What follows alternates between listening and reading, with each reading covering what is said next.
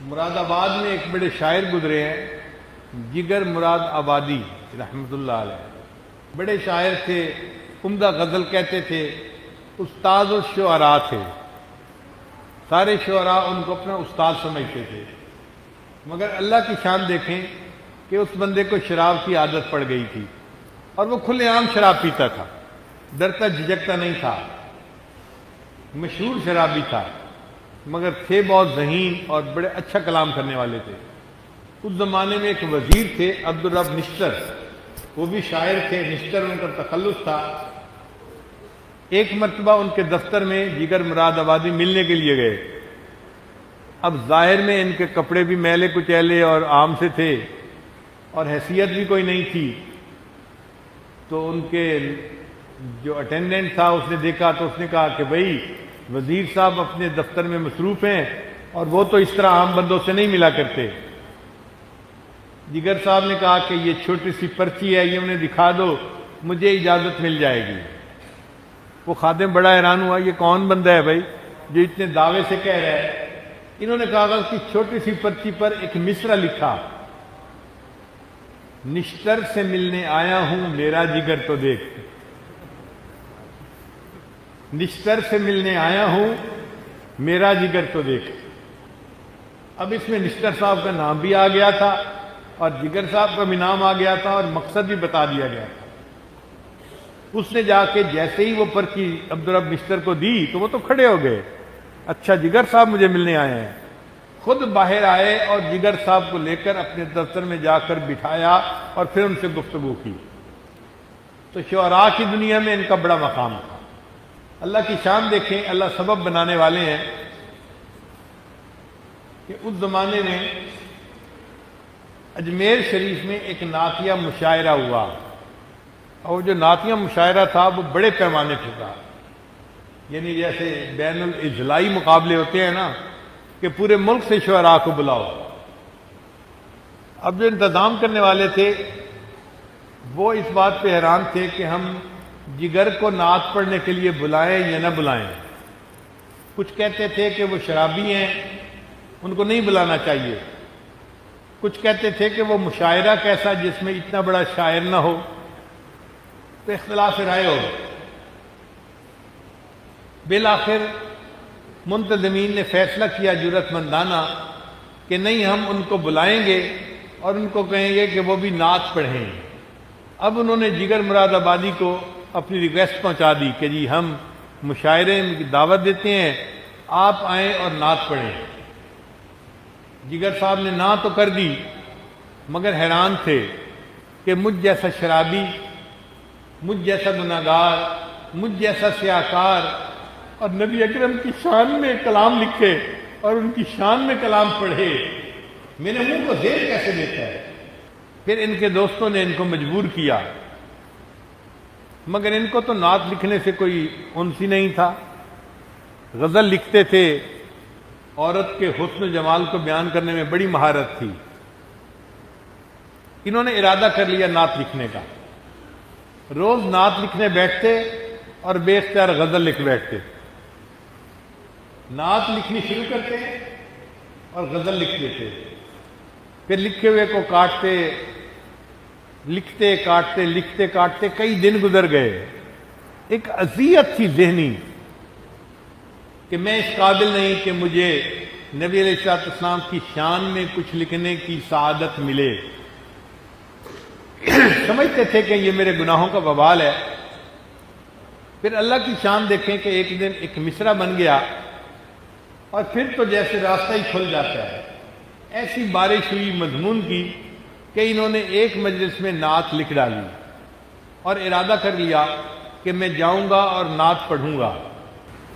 پھر انہوں نے سوچا کہ عوام الناس بکھرے ہوئے ہیں کہ کیسے کوئی ایک شرابی کو نعت پڑھنے کے لیے کہہ سکتا ہے، اگر جگر صاحب نے نعت پڑھی تو ہم ان کی پٹائی کریں گے، تو ہنگامہ کھڑے ہونے کا ڈر تھا۔ تو منتظمین نے کہا کہ آپ مشاعرے سے چند دن پہلے ہی آ جائیں اجمیر شریف۔ یہ 3 دن پہلے مشاعرے سے اجمیر شریف پہنچ گئے۔ لوگوں کو پتہ نہیں تھا، لوگ توقع کرتے تھے کہ جی مشاعرے کے دن آئیں گے۔ یہ وہاں بیٹھے ہیں اجمیر شریف میں اور حالات کا جائزہ لے رہے ہیں. شہر میں بڑے بڑے پوسٹر لگے ہوئے ہیں. ہم ایک شرابی کو نبی علیہ السلام کی شان میں شعر نعت کہنے کی اجازت نہیں دے سکتے. اگر اس نے نعت پڑھی تو ہم اس کو ذلیل کریں گے، رسوا کریں گے، ہم اس کی مخالفت کریں گے. اب منتظمین بھی پریشان تھے. خیر جب مشاعرے کا دن آیا تو جگر صاحب کو انہوں نے بڑے حفاظت کے ساتھ مشاعرے کی جگہ تک پہنچا دیا اور چھپا کے بٹھا دیا. اب شاعر آئے اور انہوں نے آ کے اپنی اپنی نعتیں پڑھنی شروع کر دیں. جب محفل عروج پہ تھی نا، اس وقت جو اسٹیج سیکرٹری تھا اس نے اعلان کیا کہ رئیس المتغزلین جگر مراد آبادی آتے ہیں. اب یہ نام سن کے ایک ہنگامہ، ایک شور برپا ہو گیا. مجمع نے کہنا شروع کر دیا، نہیں ہم ان کی نعت نہیں سنیں گے، یہ شرابی ہے، کبابی ہے، ہرگز اجازت نہیں دے سکتے، یہ گستاخی ہے کہ یہ ہمارے آقا صلی اللہ علیہ وسلم کی شان میں کوئی بات کرے. خیر جگر مراد آبادی نے بڑے تحمل کے ساتھ اسٹیج پہ آ کے سب ہنگامے کو دیکھا اور پھر اتنی بات کہی کہ محترم سامعین، آپ مجھے ہوٹنگ کر رہے ہیں یا اس نعت کو ہوٹنگ کر رہے ہیں جو میں سنانے کے لیے آج آپ کے سامنے آیا ہوں؟ تو مجمع خاموش ہو گیا. جب مجمع 1 منٹ کے لیے خاموش ہو گیا تو انہوں نے اپنی شعر کا پہلا مصرع پڑھا. ایک رند ہے اور مدحت سلطان مدینہ، ایک رند ہے اور مدحت سلطان مدینہ. اب الفاظ ایسے تھے کہ مجمع کے لوگوں کو جیسے سانپ سونگھ گیا. وہ چاہتے تھے کہ ہم بھی سنیں آخر ایک شرابی نے آقا صلی اللہ علیہ وسلم کے بارے میں کیا کہا. تو جب مجمع خاموش ہو گیا تو جگر مراد آبادی نے روتے ہوئے نبی علیہ السلام کی شان میں اشعار پڑھے. ایک رند ہے اور مدحت سلطان مدینہ، ہاں کوئی نظر رحمت سلطان مدینہ. دامان نظر تنگ فراوانی جلوہ، اے طلعت حق طلعت سلطان مدینہ. اے خاک مدینہ تیری گلیوں کے تصدق، تو خلد ہے تو جنت سلطان مدینہ. اس طرح کے ہر ساس و مصروف عبادت، دیکھوں میں در دولت سلطان مدینہ. ایک ننگے غم عشق بھی ہے منتظر دید، صدقے تیرے اے صورت سلطان مدینہ.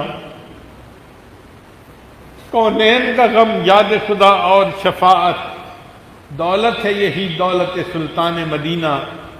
ظاہر میں غریب الغربا پھر بھی یہ عالم، شاہوں سے سوا سطوت سلطان مدینہ.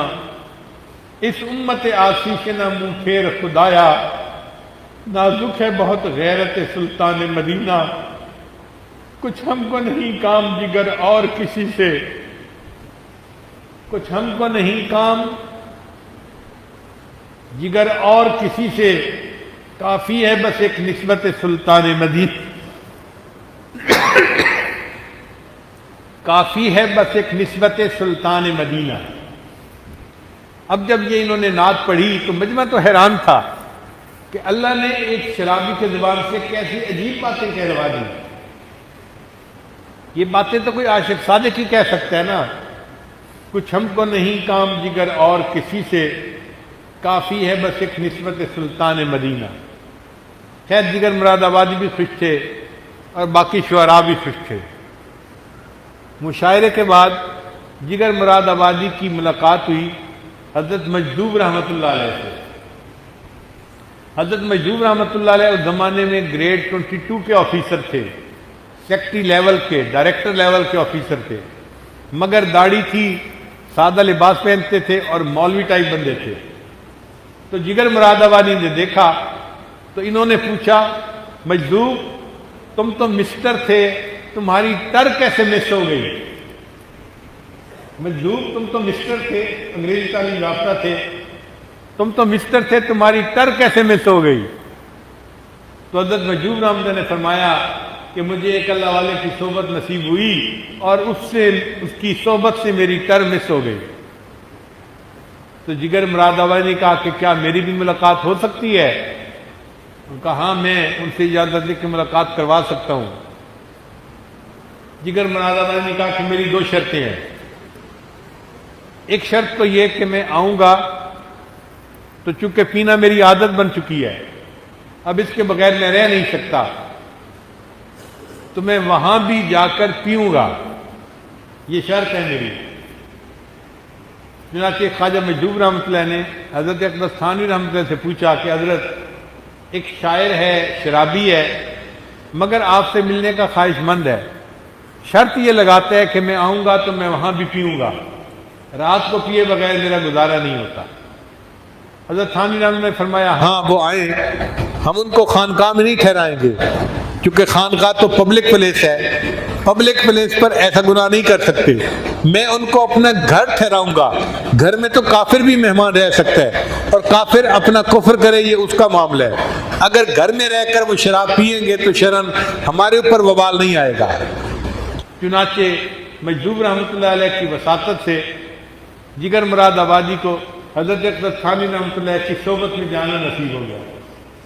اب حضرت کے چہرے کا دیدار کیا تو دل نے ملامت کی کہ جگر کب تک تم اس شراب کو پیتے رہو گے؟ کہتے ہیں چھٹتی نہیں ہے منہ سے یہ کافر لگی ہوئی، ایسی عادت ہے کہ اس کو چھوڑنا مشکل ہوتا ہے۔ مگر جگر مراد آبادی نے اس وقت حضرت کے سامنے 2 ارادے کیے۔ حضرت، ایک تو آج میں اپنے چہرے پر داڑھی سجانے کا ارادہ کرتا ہوں، آج کے بعد شیو نہیں کروں گا، اور دوسرا ارادہ کہ آج کے بعد میں شراب نہیں پیوں گا۔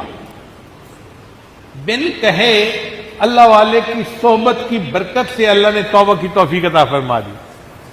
چنانچہ حضرت تھانوی رحمۃ اللہ نے دعا دی اور جگر مراد آبادی نے داڑھی بھی رکھ لی اور شراب بھی چھوڑ دی۔ شروع میں چند دن تو طبیعت بڑی خراب رہی، ڈاکٹروں نے کہا کہ تمہیں شراب چھوڑنی تھی تو ٹیپر آف کرتے، تھوڑی تھوڑی گھٹاتے۔ کہنے لگے نہیں، جب میں نے چھوڑنی تھی تو میں نے چھوڑ دی، اب زیادہ سے زیادہ موت ہی آ جائے گی نا، اور کیا، میں اس کے لیے تیار ہوں۔ اللہ نے کیا کہ کچھ عرصے بعد صحت بھی بحال ہو گئی، شراب کی عادت بھی چھوٹ گئی، اور چہرے سے داڑھی سجنے کی وجہ سے چہرہ نورانی بھی بن گیا۔ السلام علیکم جی دوستو، آپ نے دیکھا اور سنا شیخ پیر ذوالفقار نقشبندی رحمۃ اللہ علیہ کو کہ شیخ پیر ذوالفقار نقشبندی رحمۃ اللہ علیہ کیا بیان فرما رہے تھے۔